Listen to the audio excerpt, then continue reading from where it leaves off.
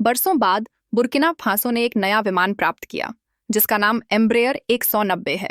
कभी कभी इतिहास पटाखों की आवाज के साथ नहीं आता, वह बस एक इंजन की हल्की गूंज बनकर सामने आता है। यही हुआ बुर्किना फासो में, जब एयर बुर्किना का बिल्कुल नया एम्ब्रेयर 190 वागादुगू में उतरा। यह सिर्फ एक विमान की लैंडिंग नहीं थी, यह एक राष्ट्र की लंबी खामोशी के बाद ली गई गहरी सांस थी। भीड़ ने खुशियां मनाई, मोबाइल लहराए, और उस पल हर बुर्किनाबी ने एक ही बात महसूस की, हम वापस आ गए हैं। यह तकनीक का जश्न नहीं था, यह पहचान का था।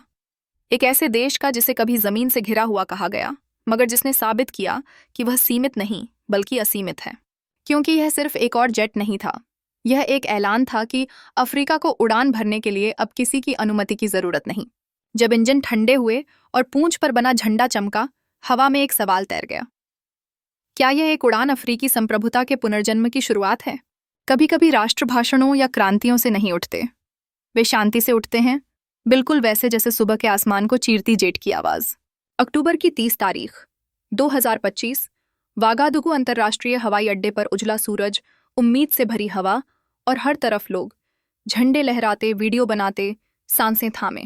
फिर अचानक वह दिखाई दिया, एक चमकता हुआ सफेद एम्ब्रेयर 190 जो धीरे धीरे उतरता हुआ रनवे को छू गया। जो जयकार गूंजी वह विमान के लिए नहीं बल्कि उसके मायने के लिए थी, क्योंकि यह सिर्फ नया जहाज नहीं था, यह एयर बुर्किना की वापसी थी। वह एयरलाइन जो कभी गर्व का प्रतीक थी, फिर दर्द बनी, और अब फिर से आसमान में लौट आई थी। उस पल हवा में वाकई कुछ बदल गया। यह विलासिता का नहीं, पुनर्स्थापना का क्षण था। एक ऐसे सपने की वापसी जो सालों से जमीन पर अटका हुआ था। लैंडलॉक्ड, यह शब्द हमेशा बुर्किना फासो के साथ जोड़ा गया, लेकिन सच यह है कि यह देश लॉक नहीं बल्कि लिंक्ड है। माली, घाना, नाइजर, कोट दीवोर और टोगो से जुड़ा हुआ, संस्कृति, व्यापार और अब उड़ानों के जरिए। राष्ट्रपति इब्राहिम ट्रोरे के नेतृत्व में एयर बुर्किना का पुनर्जन्म सिर्फ विमानन का प्रोजेक्ट नहीं रहा, यह राष्ट्र की दृढ़ता का प्रतीक बन गया। यह दुनिया से मुकाबला करने के लिए नहीं बल्कि स्वावलंबन में विश्वास लौटाने के लिए था। जब विमान टैक्सी कर रहा था, उसकी पूंछ पर चमकता झंडा चुपचाप एक ताकतवर संदेश दे रहा था, अब हमें अपनी उड़ानें उधार लेने की जरूरत नहीं। लोग यह महसूस कर रहे थे, किसी की आंखें नम थीं, कोई खामोश था, कोई मुस्कुरा रहा था, कोई बस सिर हिलाकर गर्व महसूस कर रहा था, मानो कोई फुसफुसा रहा हो, आखिरकार। क्योंकि यह सिर्फ विमान की वापसी नहीं थी, यह आत्मविश्वास की वापसी थी।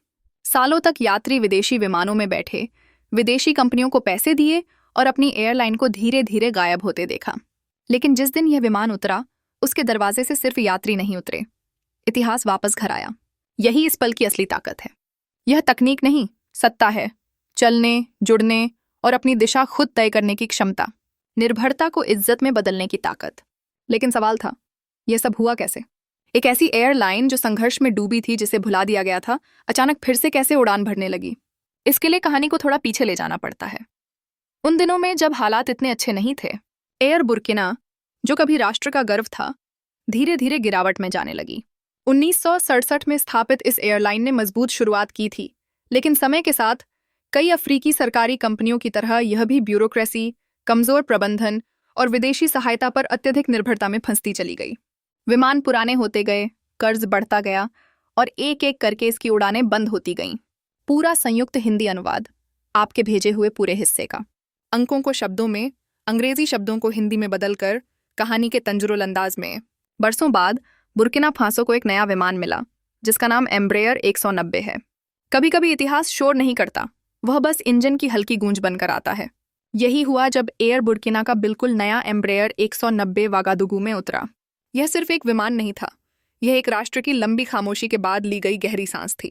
भीड़ खुश थी, मोबाइल लहरा रहे थे, और हर बुर्किनाबी के मन में एक ही एहसास था, हम वापस आ गए हैं। यह तकनीक नहीं, पहचान का क्षण था।